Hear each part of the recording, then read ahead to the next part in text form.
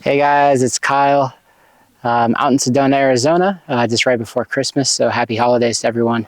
It's a gorgeous day out. I got the courthouse rock behind me. I got my mom who's filming for me, which is super cool of her. Thanks, Mom, and happy birthday. And we're going to do this next episode. This is the long and winding road to Nirvana. Let's roll. Got to go. Let me go.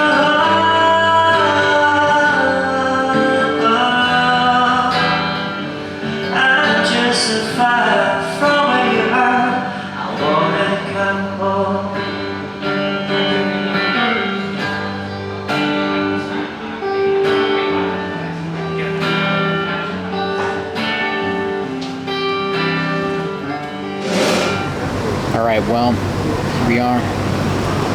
We are back. Things have changed up a little bit. Philippines trip got cut short just a little bit. Had to make a change in plans.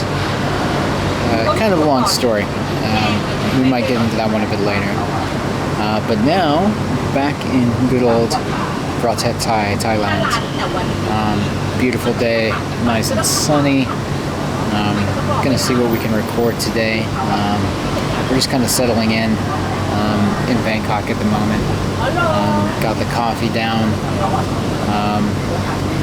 Got the red-eye flight, so feeling a little tired, but I think we're gonna get through it, no problem. And yeah, gonna maybe hit some temples, do some shopping. And it's a Friday, and Friday night in Bangkok. I mean, nightlife it is. So. We'll see what happens. I think it's going to be good though. Got a nice new mic set up. Really going to see how this works out. Still testing it out. I think going to be pretty good though. I'm excited for it. Yeah, it's going to be a good time. Thailand's always a good time. So we'll see how this one slots in with the rest of the videos. This first episode I feel like is going to be the most disjointed, crazy thing ever. But that's the way it goes sometimes. Alright, so we're going to keep it going. And yeah, not bad to be back here. Okay, brief pause here. We're actually going to rewind for one day, since we still have a little wrap-up from Cebu. For those joining us at this episode, we had previously been at Sumilan Island, a resort island on the southern end of the island of Cebu. After getting our fill of chill vibes, good food, and snorkeling, we're back in Cebu City. It's the eve of All Saints' Day, and Kyra and her Aunt Jackie have come to clean the grave sites of their family. I've come along to pay my respects to the departed, record, and help out where I can. All Saints' Day is a huge celebration in the Philippines. In fact, pretty much all Catholic holidays are. Although the Philippines doesn't have the largest number of Catholics, that throne is currently held by Brazil, or the largest percentage of the population that is Catholic, which, ignoring the Vatican City for hopefully obvious reasons, that title is taken by East Timor. I'd probably still call the Philippines the most Catholic country on the planet. All of the countries that are percentage-wise more Catholic than the Philippines are significantly smaller in population, and the countries with a greater number of Catholic devotees don't quite reach the same percentage of the population. Not to mention the fervor with which some Filipinos worship is far beyond what is found in most other places. Famously, some Filipinos reenact the crucifixion of Jesus. And I mean, they literally put a crown of thorns on a guy and nail him to a cross. I'm not going to dive into that, but I'll drop a link in the description for folks that are curious. In any case, back to All Saints' Day. Since we're here on the eve of All Saints' Day, things haven't quite gotten too busy yet, but there is already music and many folks are out cleaning grave sites and paying their respects. I was raised Catholic, and even then, this is a world away from what I'm used to.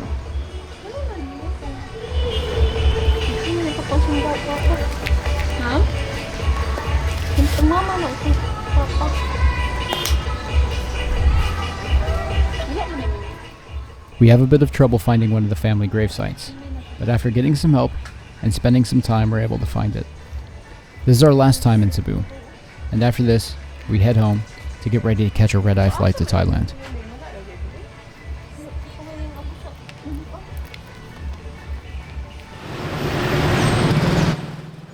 We start our time in Thailand in Bangkok, or as it's known in Thai, Krungthep Mahonakon. This is actually a shortened form of the full official name, which when translated to English says, City of Angels, Great City of Immortals, Magnificent City of the Nine Gems, Seat of the King, City of Royal Palaces, Home of Gods Incarnate, erected by Vishvakarman at Indra's behest, which, if that isn't an epic name for a place, then I don't know what is.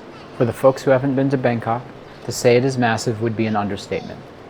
Although it doesn't even crack the top 10 in the world in terms of population or population density, there's something about the place that makes it feel absolutely enormous. One thing is certain though, Thailand is unique in that Bangkok really is the city in Thailand. With an urban population of around 10 million people, Bangkok absolutely dwarfs the population of the next largest municipality of Chiang Mai in northern Thailand, which has just north, pun intended, of 1 million people in its urban area. A full quarter of the people in Thailand live in the Bangkok metropolitan area. Bangkok is a wild city. Not in the sense of being dangerous. In fact, aside from the traffic, it's generally quite safe. Rather, it's in the sense of being a place where one learns to expect the unexpected. We start off in central Bangkok, which is home to a selection of malls, which are among the largest in the world. Uniquely, they're all located along a single road within a 5-kilometer stretch. At Siam Paragon, we run into a string quartet there to play for a small event.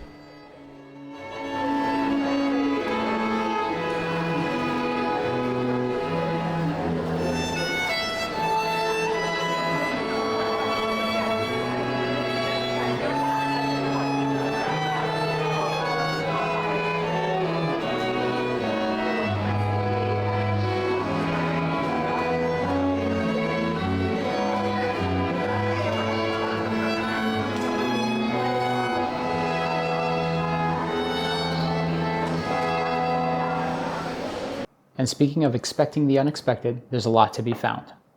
Whether it's the Casetify pop-up for Hello Kitty's 50th anniversary, or running into a Skechers store grand opening featuring Korean star Cha Eun-woo and Thai actor Apu Natawin, it seems like there's always something around the next corner. And this isn't even the only time we'd run into some stars. The next day we head over to Chatuchak Weekend Market, with more than 15,000 stalls, 11,000 vendors, and over 200,000 visitors each weekend. It's the largest market in Thailand and the largest weekend market in the entire world. I've been here a few times, and it's an absolute maze of clothes, furniture, food, drinks, books, and almost anything else you can imagine. I'm not sure you can find everything here, but if you can't find it here, you're going to have trouble finding it almost anywhere else.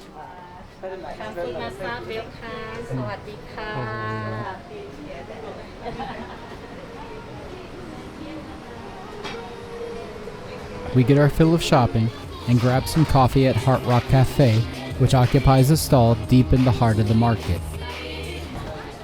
In total, we spend about 10 days in Bangkok, bouncing around to a few different areas. And honestly, it's an almost impossible task to describe what makes Bangkok so special. Is it the cat and her kitten at the entrance to Wat Dam Muang? Is it the frankly incredible and iconic skyline from your hotel window? Is it the pretty creepy and definitely cool Junji Ito pop-up at the MBK Center? Is it the impressive spires and architecture of Wat Arun, the Temple of the Dawn? Is it the beauty and brutality of Muay Thai at Rajadamnern Stadium? Or is it the white nickel ride in the tuk-tuk through the back alleys of the city to get you over there? Perhaps it's the pet glider of the ticket attendant for the river ferry. Is it the flower market with so many flowers that is practically a sea of gold? Is it the music and craft beer at Yog Bar?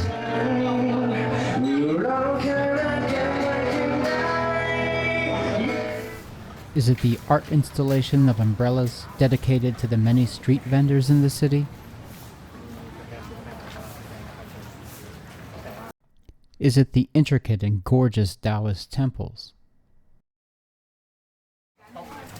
Or maybe it's the mountains of mouth-watering food cooking in back alleys.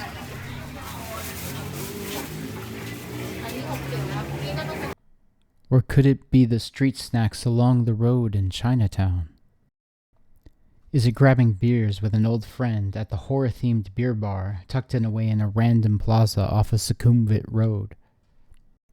Is it in the throngs of tourists at the Temple of the Emerald Buddha? Is it the red light districts catering to all kinds of lust and desire? Is it the smile of someone waiting for delicious street food? Is it in the person traversing one of the city's many markets with a bike because of its huge size? Is it the herd of cats keeping close watch over one corner down a Chinatown alley? Or could it be the cup of coffee while you listen to one of the patrons loudly proclaim that they have the cure to true longevity? Is it in the densely packed alleys of Sukhumvit? Is it the insanely delicious cocktails of Opium Bar? Which, quick side note, folks, if your partner likes cocktails, this is the place to go. Trust me, you'll thank me later. Is it getting a pedicure in your hotel lobby while listening to folks awkwardly sing karaoke?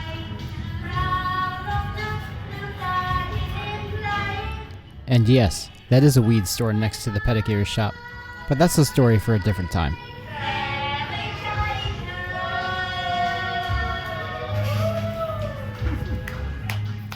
Or is it in the wide variety of amazing food? And I mean, oh my god, the food. Did I mention the food? Oh yeah, the food. Is it the temple to the Chinese gods crammed down a random back alley? It may even be the highly customized cars that seem to be ubiquitous here. Or is it enjoying the city skyline from the comfort of a beanbag chair at Gen Z Bar? Is it relaxing in the rooftop pool at the 11 Hotel? Or the views from yet another rooftop bar in the city? Is it in taking pictures with the seriously sweet street art? Maybe it's in the modeling in front of one of the many cool cityscapes.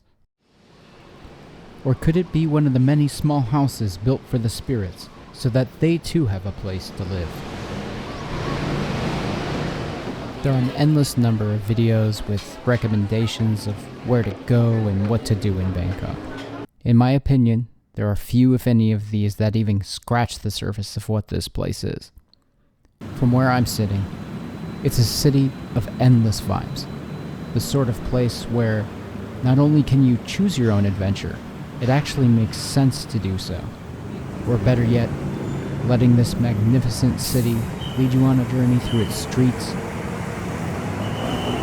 canals,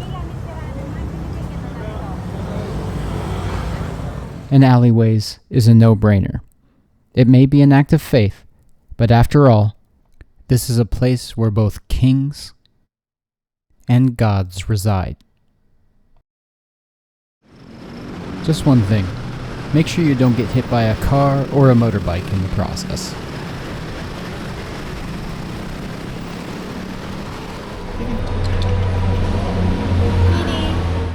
We reached the end of our time in Bangkok. Naturally, Kyra has found another cat, and I'm getting ready to go get our rental car. Oh, it's like, no, bye.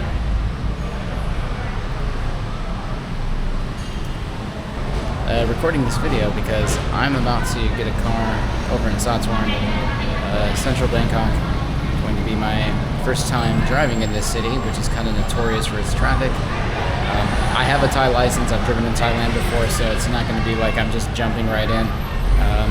I've kind of been on this rodeo, although I guess we're going from kids rodeo to the big boy rodeo, so we'll see how this goes. I'm looking forward to it, though. I get over to Sathorn and do a quick walk around to the car. This is a Honda City, soon to be called the little city that could. For American audiences, I've had friends from the US mistake this for a Civic, but they're a bit smaller and primarily sold in Asia. I hop in, get the tunes going, and do a quick once-over to make sure everything is good, and we're set to go. I run back to our hotel to pick up Kyra, and we head to Dalat Nam Daling Chan, or simply the Daling Chan floating market on the outskirts of the city. The Bangkok area is crisscrossed with a large network of canals. Prior to the modern era, the primary method of travel throughout Thailand was by boat, as the alternative was often a difficult trek through dense jungle. These days, it's mostly tourists who will take a boat to these markets, but they're still vibrant and worth a trip.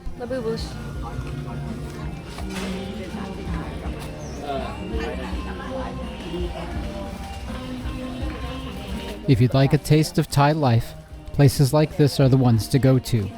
There isn't much English to be had, but these places are usually very laid back, and folks are usually extremely friendly. Not to mention, the food and snacks in these spots are often out of this world.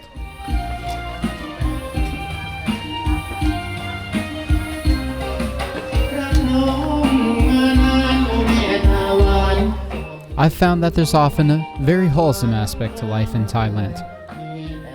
Music at the markets, people dancing along, having conversations on their phone, or just generally chilling out. As an American, this is something that seems fairly alien to me, as life in America is often hustle and bustle and generally quite serious.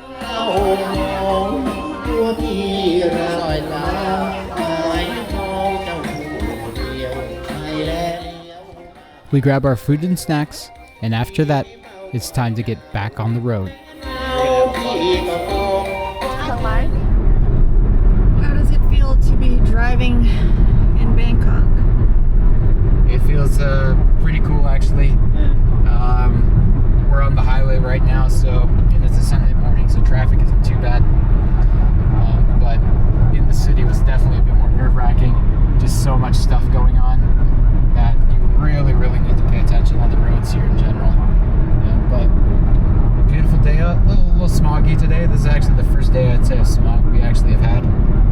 So we got lucky this past week. But we're gonna head up to Sukhosai on the highway. A little Thailand road trip time. So this will be fun. This will be cool. We'll see what we get along the way. It says we're going to be there in about 5 hours and 25 minutes. Probably longer if we're going to stop by and do some sightseeing and eat some food and just kind of wander around. Yeah. So have a nice easy drive. Not going to do like full Thai style, like flying down the road. you could. I could, but we're not going to, I think. I'm just going to enjoy the sights, the scenery, and yeah, I think we'll definitely stop off and get some coffee or something. Always fun to do here. We'll see you, and we'll see you later. Bye. Bye, see ya. Hello, we are 30 minutes away from Sukhothai, Yep, that's right. and we're driving down very scenic road. You can see from out there's a lot of greenery. You see the mountains in the back, and the sunset somewhere over there.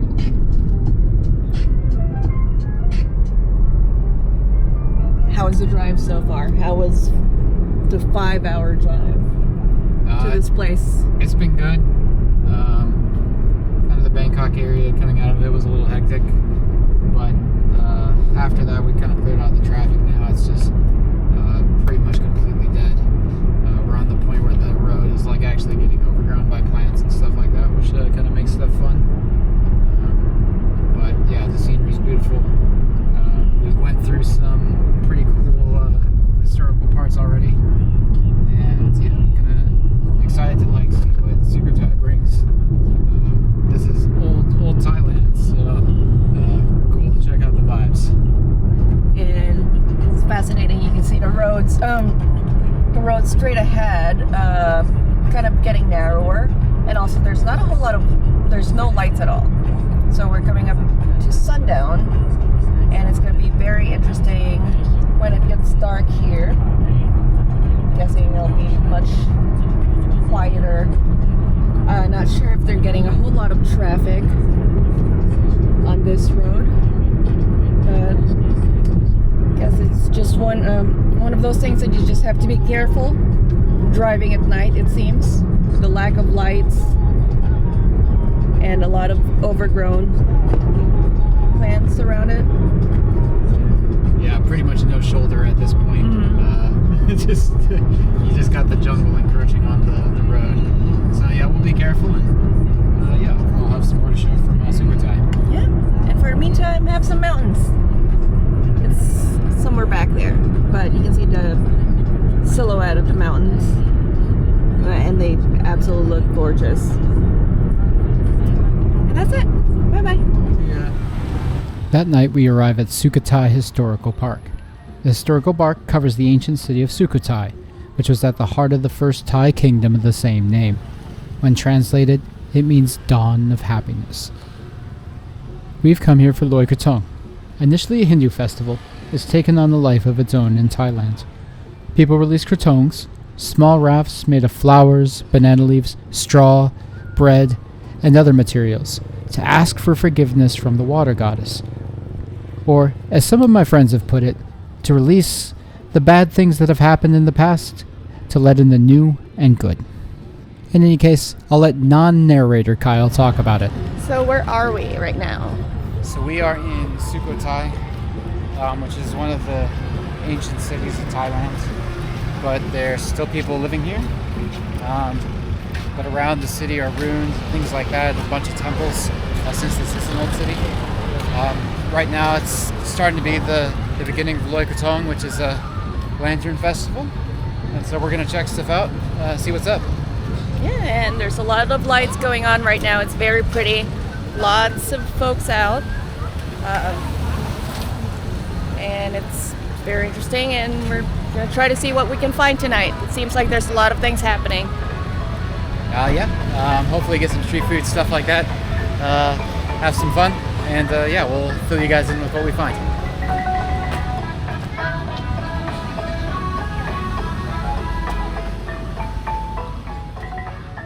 And similarly to Bangkok, there's quite a lot to be found, as it turns out. Most of the historical park has been decorated for Loi Krathong and is quite stunning. What's more is just a few people have come out to celebrate.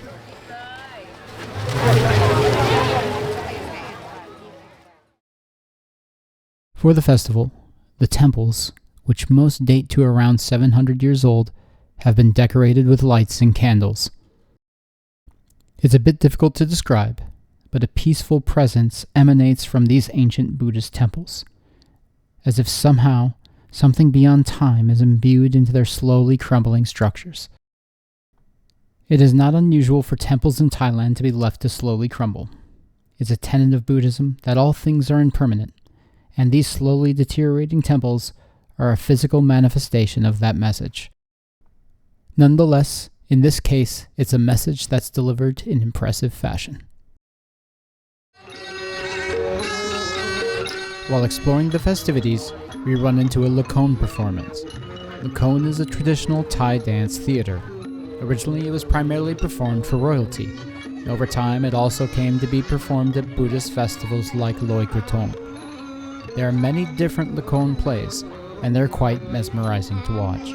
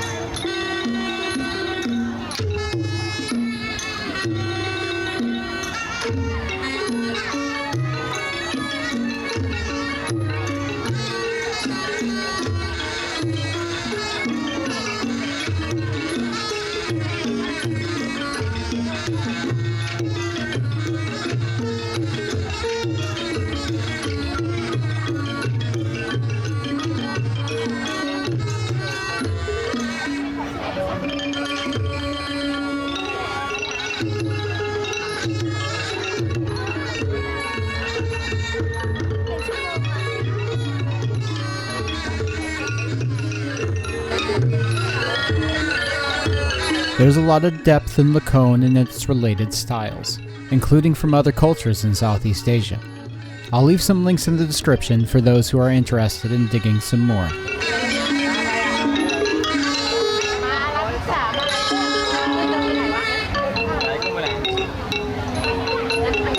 An interesting aspect of Lacan is that the actors on stage typically will act out their parts but will not do their own dialogue, which is instead left for dedicated vocalists who are also part of the performance.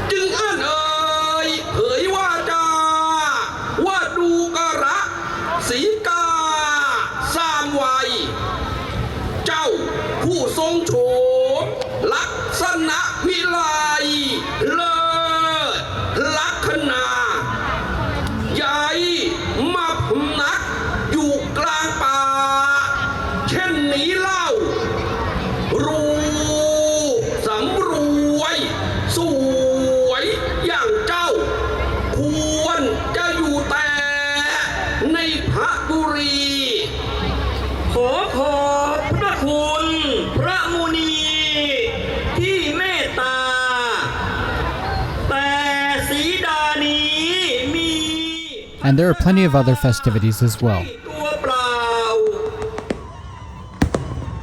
including an impressive display of fireworks that naturally everyone and their dog is recording.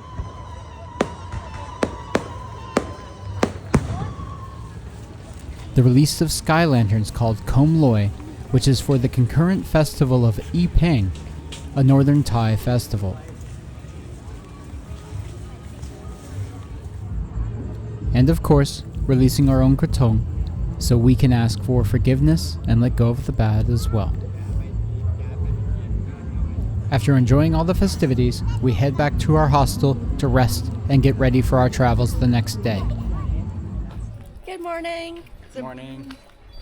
We are walking down the alley from our hostel looking for coffee in Sukhothai. It is Monday morning, just after 10 a.m.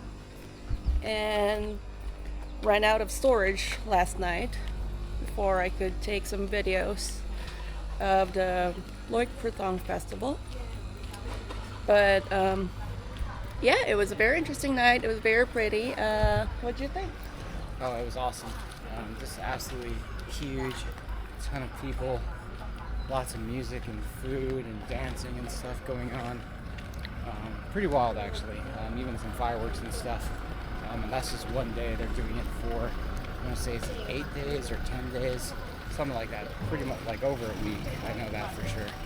And we're just gonna fuel up here a bit. Oh, try not to get hit by the truck. Watch out behind you. And yeah, just kind of check out some stuff. We're rolling past the market here in a second. Yeah, get fueled up, and then I think we're off to Chiang Mai. Yeah. So it's actually a decently sized city. Or is it a town or a city? For some reason I was expecting a much smaller place, but just walking through around the area last night, it was actually pretty massive and a lot of things going on. So hopefully we can enjoy a bit more today, during the day, to visit some temples, and then we're off to Chiang Mai later. All right? Should be good. All right, bye-bye. Bye. All right, coffee in hand. We're just checking out Sukhothai for just a brief bit before we head out to Chiang Mai. The environment is pretty damn cool, actually. And just gonna check out a temple or two. It's already hot. Hot and humid, which Thailand, that heat is kind of unforgiving. Yeah, we'll check it out. And yeah, check this out quick. Really, the temples here, something else. And I don't even know how old this one is. Might just have to put in some notes or something about this video. but I'm guessing just based on the looks of it that a few hundred years is probably the lower bound of the age of this place. So we'll see what it actually is though. We explore the temple grounds, stop by another smaller temple, and then head to our next location, Wat Sri Tum. Okay, we are at Wat Sri Tum, which is a very, very old temple. And yeah, it's kind of something else here. I'll flip around to check it out quick. Okay. It's kind of difficult to describe just how large this Buddha statue is. I think hopefully the people down there give it some context, but it's quite large to say the least, and the impression in person is kind of wild. Definitely something else. I've seen a lot of Buddhist temples, but this is something new for me even.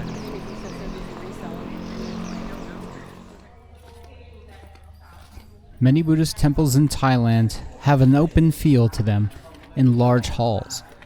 This, however, is a little different.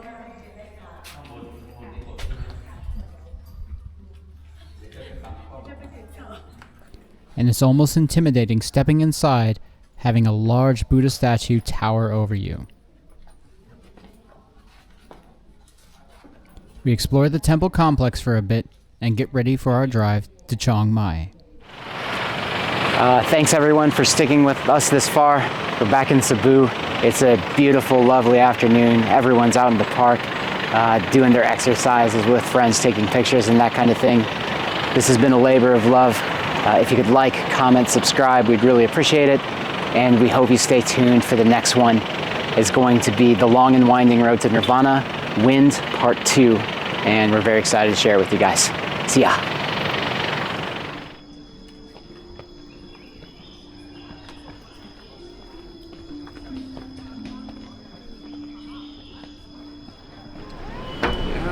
Oh, so nice. You went on the sunset. Oh. Yeah.